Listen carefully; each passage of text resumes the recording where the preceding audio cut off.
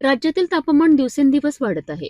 कडक उन्हामुळे उष्माघाताच्या घटनांमध्ये वाढ होत असतानाच आता आणखी एक गंभीर धोका समोर आला आहे. जास्त वेळ उन्हात काम करणारे शेतकरी, मजूर, बांधकाम कामगार आणि डिलिव्हरी बॉयज यांच्या किडनीवरही उष्णतेचा गंभीर परिणाम होत असल्याचा इशारा डॉक्टरांनी दिला आहे. कमी पाणी पिणे, अति घाम येणे आणि सतत उन्हात काम यामुळे किडनी स्टोनपासून ते किडनीच्या गंभीर आजारांपर्यंत धोका वाढत असल्याचे तज्ज्ञ सांगत आहेत.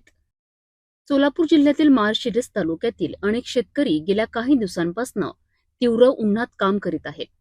सकाळपासून संध्याकाळपर्यंत शेतात काम करताना शरीरातून मोठ्या प्रमाणात पाणी बाहेर पडत आहे.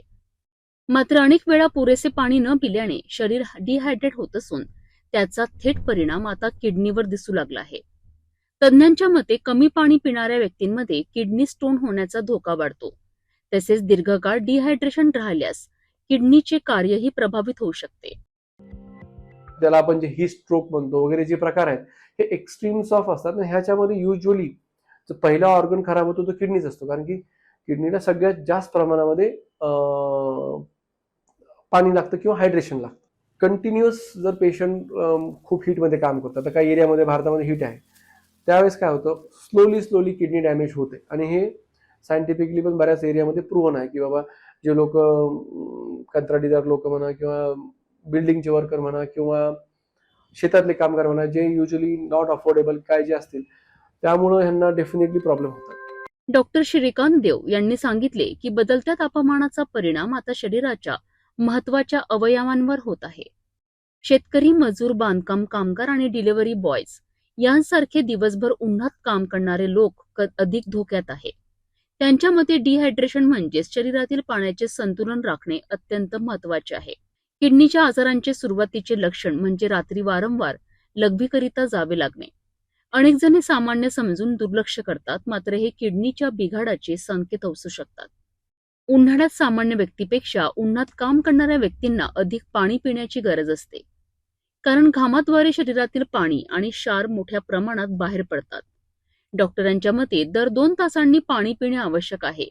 यासोबतच जास्त मीठ, कोलेस्ट्रॉल, युरिक ऍसिड वाढवणारे पदार्थ आणि जास्त कार्बोहायड्रेट युक्त आहार टाळण्याचा सल्लाही देण्यात आला आहे. सीझनल फळे, ताक, लिंबू पाणी आणि पुरेसे पाणी हे उन्हाळ्यात शरीराकरता अत्यंत फायदेशीर असल्याचे डॉक्टरांनी सांगितले.